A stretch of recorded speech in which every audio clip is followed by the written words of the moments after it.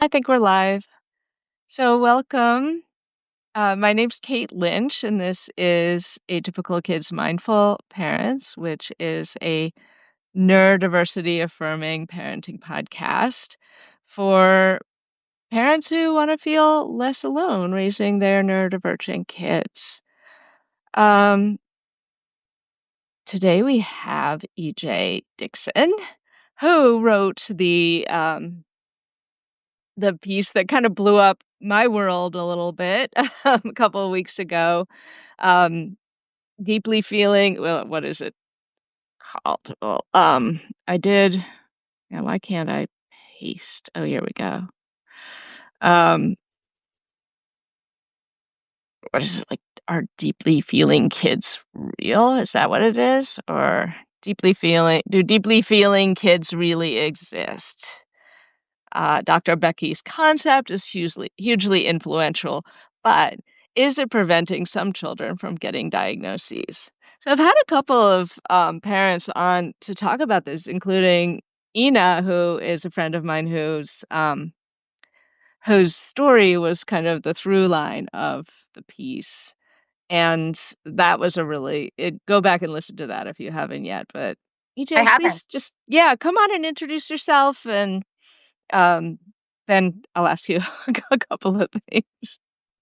Yeah. Hi, my name is EJ. I am a senior writer for The Cut. I mostly cover internet culture. I write about parenting and its intersection with internet culture occasionally, which is kind of how I think this piece came up because I am a parent. Mhm. I have an 8-year-old who is neurodivergent, and I have a 3-year-old. So, yeah, this topic is very close to my heart. Yeah, so what spurred you to write about this and to reach out to some of us in Dr. Becky's community? Yeah, personal experience, Mhm. really. So I started watching Dr. Becky's content myself, like many other parents that I interviewed during the pandemic. Um, and that my son was 3 at the time. My oldest son was 3 at the time. And that sort of coincided with us. Sorry, I live right on the street, so there may be We like, get yeah. it. Me too. Um, and that sort of coincided with like the evaluation process because we sort of realized that, he was delayed in some ways. He was speaking, but like he wasn't really like speaking in elaborate, like full sentences. And, he had some gross and fine motor skill delays. And, it was little stuff, but it all kind of just like added up for me to be like, we should get an evaluation. And so he was evaluated and he qualified for a couple services, didn't have a diagnosis at that point. But it was around the time that I started watching Dr. Becky's content. And I think many parents of neurodivergent kids can sort of relate to this, like in the very early stages of kind of realizing that your kid is neurodivergent. It's very emotionally like tumultuous. And I was really worried, like, oh, he's not getting his services. Like, is he going to be okay? He's not getting socialized. Like, is he going to be okay? Is the quarantine going to make things worse? It was really a very deeply uh, anxiety inducing time. And that's when I found Dr. Becky's content and the concept of the deeply feeling kid. And it really resonated with me because the kind of the way that she described it, it reminded me a lot of my kid. Mhm. And so I started applying like a lot of her principles at home and sort of using it as a framework for guiding, my parenting at the time. And some things were really successful and some things really weren't. And Can you as say what was successful? yeah, I'm trying to think. Well, I mean, I think the basic underlying philosophy of the deeply feeling kid framework, and honestly, of like Dr. Becky's entire, brand is to assume like the word, what is it? What does she say? Like the best possible Most explanation. most generous Yeah. interpretation, yeah. Most generous interpretation of your children's behavior. Mhm. And that And was of really yourself and others. right? Yeah, I mean, that was really helpful for me because I am not the type of person to offer the most generous interpretation of anyone's behavior, like, up to and including my kids. And I think it's a really beautiful teaching, you know? Even, like, aside from parenting, like, I think the world would be a lot better if everybody just offered the most generous interpretation of everybody's actions. Yeah. So what didn't work? Yeah, well, I think just generally, like, broadly speaking, the thing that didn't work quite as well was just how verbal a lot of her interventions are. Mhm. Um, like, there's a lot of, like, "I'm not gonna let you do that," like, I understand that you're feeling this way right now, and we're gonna sit with your feelings, and, big feelings are okay, and it's a lot of talking, right? And I didn't realize this at the time. Like, at the time, I just felt like I was a failure. But if you have a neurodivergent kid and they have, some issues with like verbal processing or speech, that's not going to be as effective, right? Because they're not going to be able to like follow it. Um, and so there was a lot of like me hitting my head against the wall in that regard, I would say. Totally. Yeah. What about containment? Yeah, that wasn't really an issue because he's Okay. not yeah, he doesn't really have, like, behavioral issues, Mhm. so that wasn't really as big of an issue. I mean, I do remember that it struck me as a little, like, off, and I don't think that ultimately, like, I ended up doing it, but Mm. But you didn't but really feel the need to, like, it wasn't a big part of your parenting. yeah, because isn't that like, leaving your kid alone in a It's room? not it's it Mm, well, or not the leaving your thing kid that alone. affected me that Yeah, that didn't work for me because my kid was a little older and bigger, but even when I would try to do this, influenced by other parenting experts, before I found Dr. Becky, is picking up my kid during a meltdown and trying to move him somewhere quieter and calmer or somewhere, like a smaller space, which sounds wonderful in theory, but can be extremely dangerous for everyone. yeah, And I've just heard many parents. That's one of the things I hear the most often or read the most often in the forum, um, which is the paid community, the Good Inside yeah, paid community, is well, you know, why isn't containment working when I try and pick up my kid? It feels really dangerous. And I'm kind of like, well, you don't have to do that. It can be really dangerous trying to carry your child upstairs or something while they're flailing and hitting and kicking. yeah. For I sure. fortunately, that wasn't an issue that An we issue had for you. because no, because my son is not, that wasn't a big part of his, like, presentation, and he's not violent or, Mhm. anything, like, that's not really how his meltdowns, like, manifested. Yeah. But, yeah, I definitely heard that from parents when I started reporting this story, Mhm. and, Okay, so yeah, some things were working, some things weren't working, and then yeah, I think it was just, like, a general frustration with, like, the idea that parenting advice is a one-size-fits-all model, you know? Because that I think that's not true. Like, every kid is just so wildly different and needs such wildly different things from their parents. Like, the only unifier is really they need love, right? And they need support. But every kid is just so different, and so, like, I think I was frustrated with sort of the parenting industrial complex as a whole, but it's even more frustrating if you're the parent of a neurodivergent kid, right? Because they have even more needs and their needs are even more complex. And the parenting advice industry very, very rarely offers any help in that regard. And it has the effect of making you feel isolated and alone and like you're doing something terribly wrong. Like that's how I felt yeah. during the pandemic. I was not uh like, the problem was me, you Yeah. know? Like, I wasn't Relatable. yeah, I like, I felt like a wasn't I terrible parent. yeah, like, I wasn't following the advice or, like, something was just terribly wrong with me or something was just terribly wrong with my child, and it was all just broken, and that's what kinda led me to interrogate this concept a little bit more, yeah. Okay. So when you started talking to people, what did you find out? That there were a lot of people who felt the same way. Mhm. That there were a lot of people who felt the same way. I think it actually surprised me and continues to surprise me how intensely people feel about it. Mm. Um, like how much because I wasn't like a Dr. Becky acolyte or anything. Like I there are things that I like and appreciate about her content. And there are things that she like there's advice that she offers that I find really super helpful. But I never was like, I'm just not the kind of person to be like, "Oh, I'm gonna, listen to everything that one person says." Mhm. So but I think that there are a lot of people just from my reporting, I get the sense that there are a lot of people in the community who are, like, pretty deeply frustrated by this concept and by, how it falls short in addressing a certain, like, pretty large population of kids, and Mhm. that really surprised me, and it really saddened me. Well, Ina's story in particular was poignant to me because the the experience of being in Dr. Becky's community and believing her child was a DFK, from what I understand, delayed her seeking, clinical diagnosis for her child.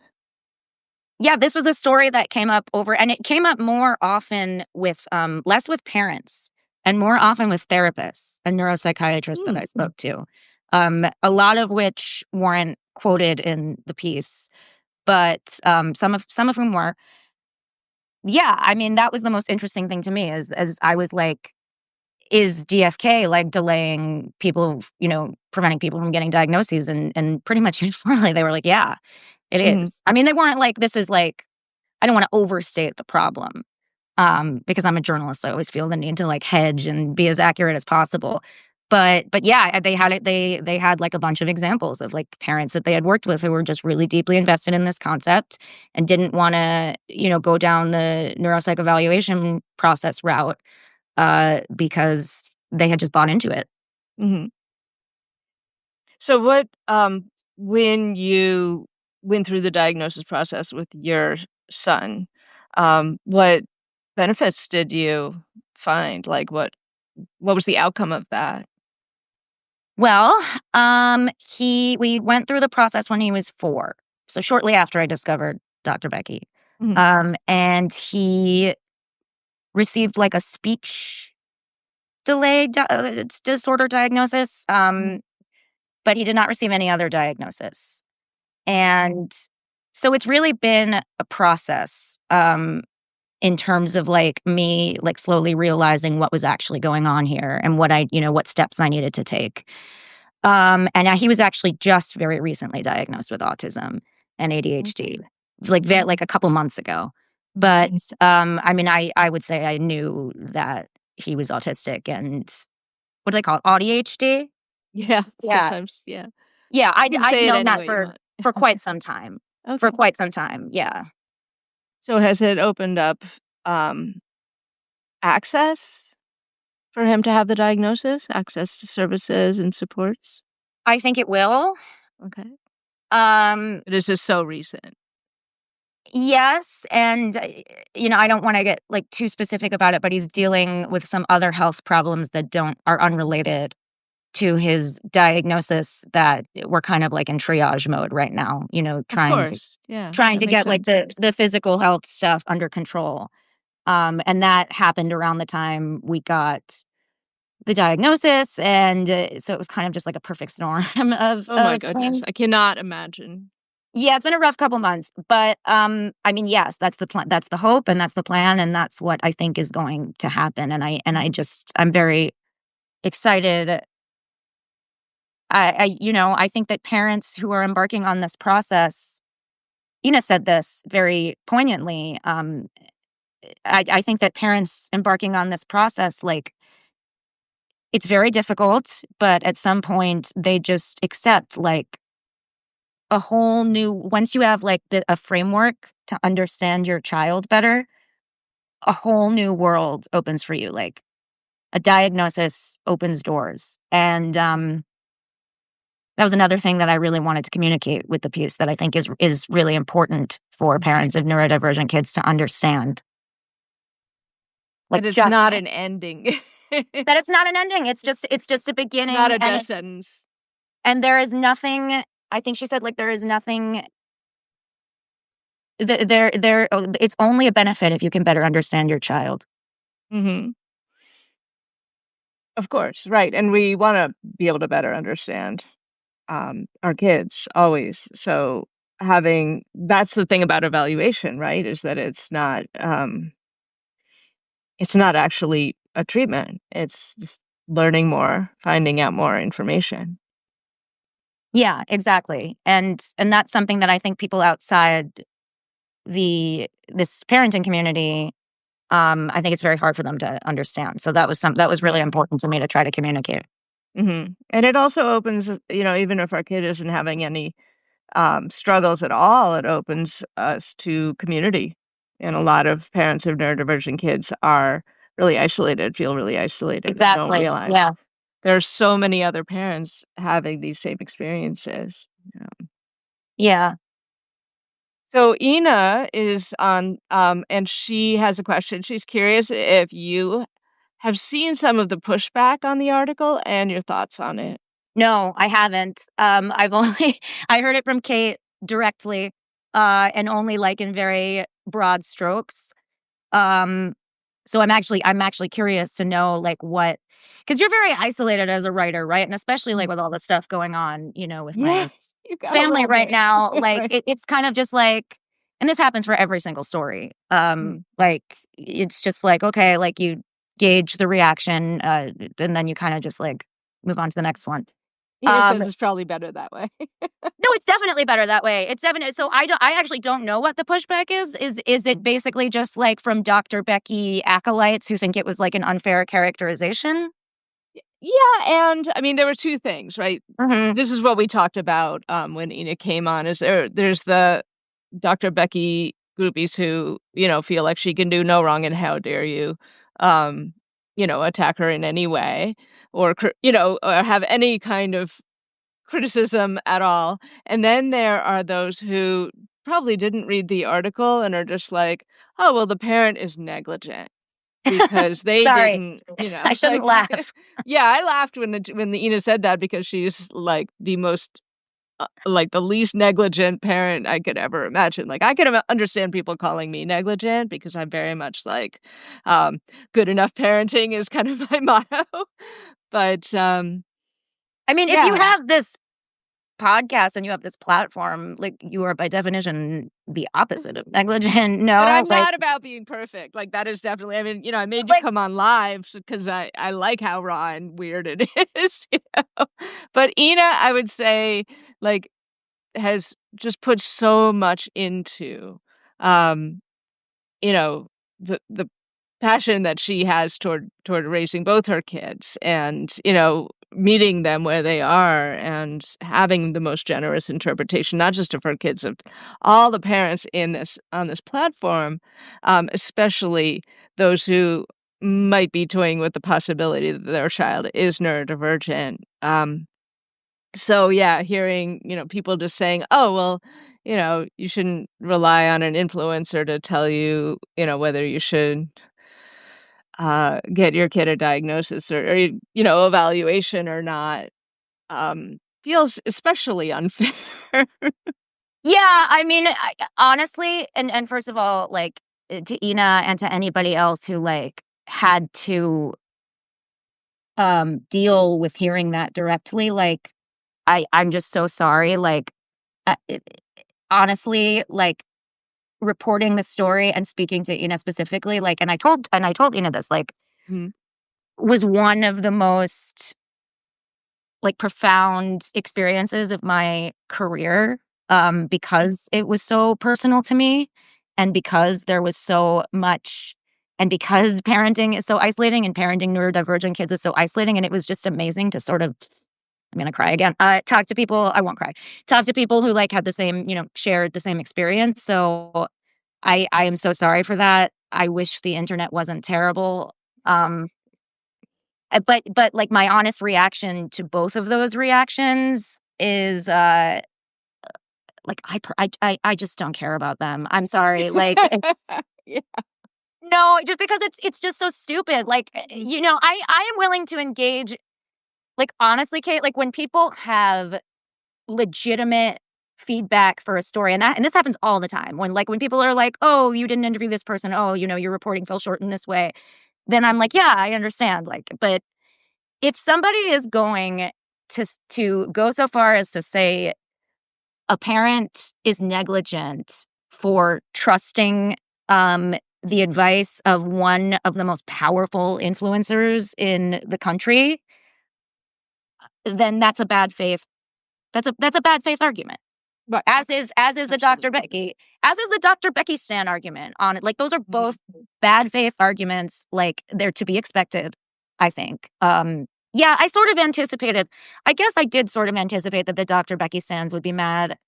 But again, like, I don't really care about that because I think the article's very fair, you It know? is very fair when you read the article, and I would say I'm, a Dr. Becky fan who has, come to it with more maturity and found my own way, and my son, as you know, already had a diagnosis before we found Dr. Becky.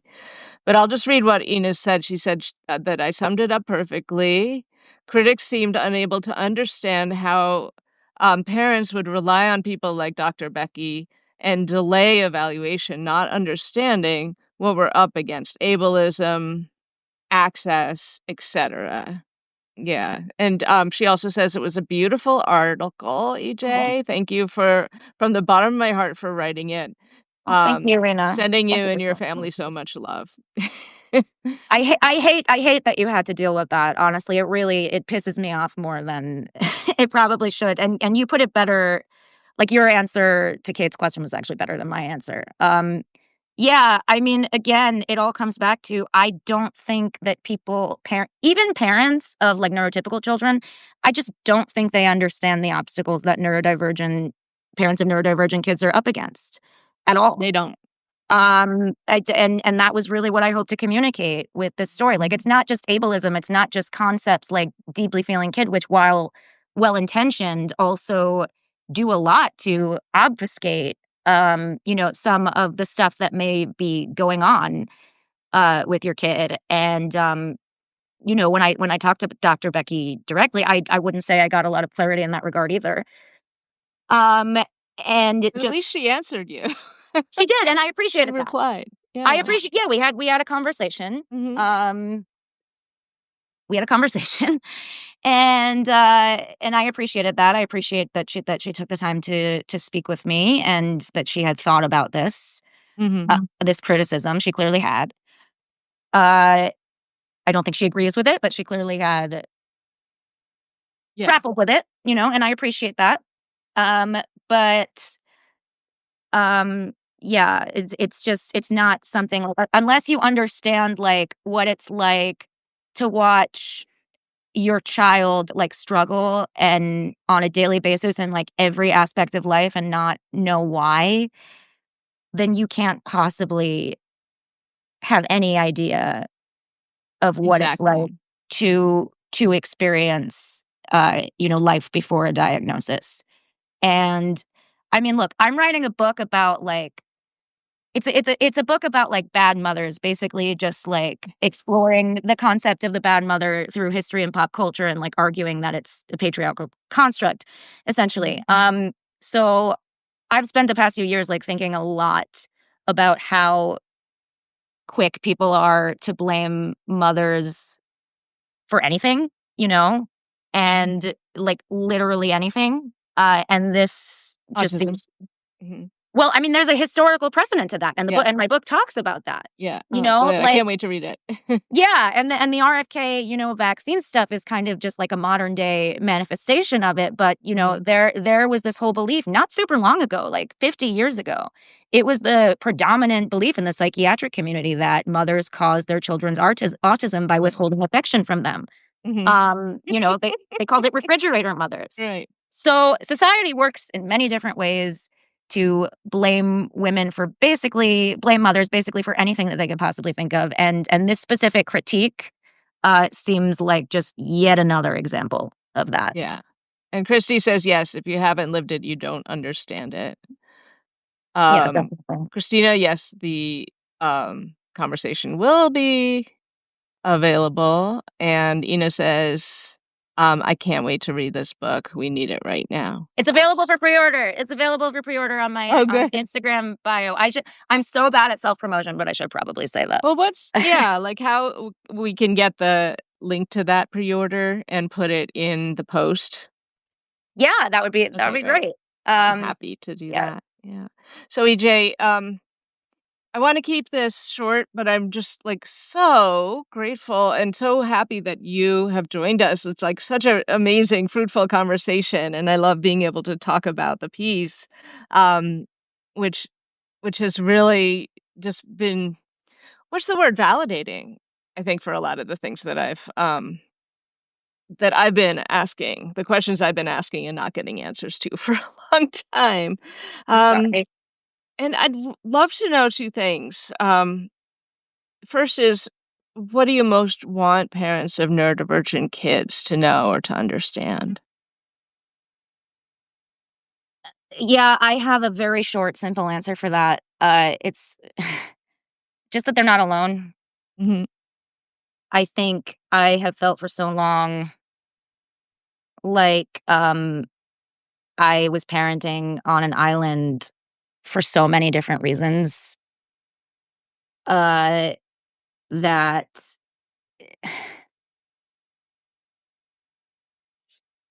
I just think it's really important for parents of neurodivergent kids to realize that there is a community behind them who will support them and fight for them. Um, there's a lot of gaslighting. I hate that term, but gaslighting that goes on when you're the parent of a neurodivergent child's pre-diagnosis. There are a lot of people who you will encounter who don't have your child's best interests at heart, who dismiss when you try to, concerns or when you try to advocate for them. There will be people in your life who you love who will dismiss your concerns and when you try to advocate for your child, just because they think autism is a dirty word.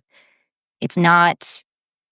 It is a framework for understanding the unique way that your child's brain works. And I think the most important thing that parents need to know is that they're not alone because it's so easy. It's so easy to feel like you're alone. So easy. Yeah, it can be really isolating. Sure. And because it's so consuming, reaching out feels like the last thing we want to do if we even have a moment to do it. Like reaching out to other parents, it's like one more thing on the to-do list. Yeah, exactly. I mean, this is Mhm. also what my book is like. Parenting is so difficult, like even under the best of circumstances. Mhm. And I'm not going to say like parenting a neurodivergent child is the worst of circumstances, but it's in difficult circumstances, it's like even it's exacerbated like times 10. Well, the Like support, yeah, there's a need for more support, and the support isn't there, so that makes it. exactly. Yeah, I mean that's the thing. Like society just makes it so hard to support Yeah. mothers that if they're, if you feel like your child needs more help and more resources, there's really no way to ask for it that doesn't put the onus on the parent, specifically, usually the mother. Yes. Right. Exactly. And that's really unfortunate. I It wish it was different. is it is incredibly frustrating and definitely, is the fire underneath the, like the fierce compassion that drives me at my work for sure. So, let's, if we can, without gaslighting, end on a note that feels uplifting. Okay. Is there a parenting memory that brings you joy that you could share with us? Oh my God, Kate, don't make me cry on my first live. I cry on these all the time.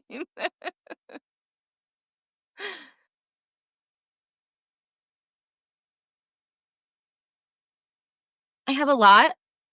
I'm lucky. I'm lucky. I have a lot. Um, Ina says Kate made me cry with this question too. yeah. So I'm trying to think of an answer that's not gonna make me cry. Uh, I think just seeing my boys run and play together and laugh, make each other laugh. We live in an apartment building, so we have a very long hallway, and the neighbors hate us because they're always running around and causing havoc, and my youngest is, like, very, very mischievous, and, kind of, even though he's so much younger, he, like, brings that out of his older brother, and, How old is you know he? he's 3, he just turned 3. Happy birthday. Thank you.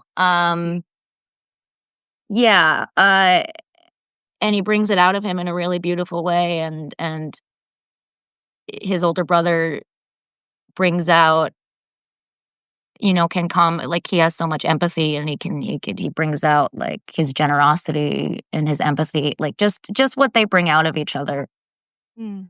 and watching them play together is so beautiful, um, to watch, and it makes me really, like, more often than not, like, I'll be honest, I, like, do not like being a parent, like, it's just, like, it's not for me, like, I love my kids, but the labor of parenting and, like, all the bullshit that comes with it, I just hate it, like, it's not for me. Um, but that makes it, that, how there are moments that make it all, like, worthwhile. Those are the Mhm. moments that make it all worthwhile, and I'm so blessed to have them. Is that a good answer? I don't know. Yeah, I mean, I was just taking a beat because I wanted to drink in that moment. Yeah, of course, it's your answer. It's the best answer. Parenting is just such a gift, it's the hardest fucking thing in the world. Sorry, can I say F? You But can. Yeah. okay. It's the hardest thing in the world. It's by far the hardest thing I've ever done, but there is not, like, a second that goes by where I don't look at my kids and think, "Oh my god, that it is such a gift that I get to know them and Yeah, raise them." yeah. I'm And I'm I'm so not a I'm so fan of grateful making for dinner that. every night, that's for sure. Yeah, and, like, picking shit up and, like, Yeah. the negotiating the bullshit playground politics and, Mhm. with the Yeah. other with asshole kids and sorry. It's Um, fine. but or, the endless, like, emails from the school about, like, PT, like, volunteer stuff, like, I hate that, Oh, yeah. but it is such a gift. It is such a gift to, like, I feel like I need to remind myself a lot of the time, like, getting those emails and dealing with all the stuff about parenting that I don't like, I feel like I need to do a better job of reminding myself, like, it is such a gift that I get to experience that Mhm. too, you know? And, you have agency over your emails. You can delete them. I do, and I mostly do. I mostly do. So, I just wanted to end with this. Christina says, "Oh my, EJ, you are 100% describing my two. It's such a special connection. My 8-year-old ADHD's ability to co-regulate with my 3-year-old wild girl is just incredible." Oh my god, that's so Aw. beautiful, and they're the same age too. Yeah. Oh my god, you should DM me. That's so beautiful. Yeah, it's a big age difference, but, like, it's really amazing to see their connection. They also drive each other crazy. Like Of course.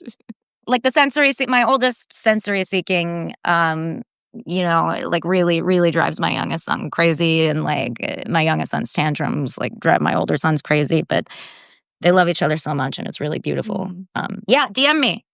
That's awesome. That is awesome. EJ, thank you again so much. Thank you so much, and thank you Is so there much. anything else you want to say before we No, just end? just Okay. thank you all for watching, and thank you all for reading, and thank you, Kate, for doing so much for this community. It's really beautiful, the work that you do, and I'm just really Quite grateful an to you. honor. So thank you. Thanks. Bye. Thank you for having me. Bye. Bye.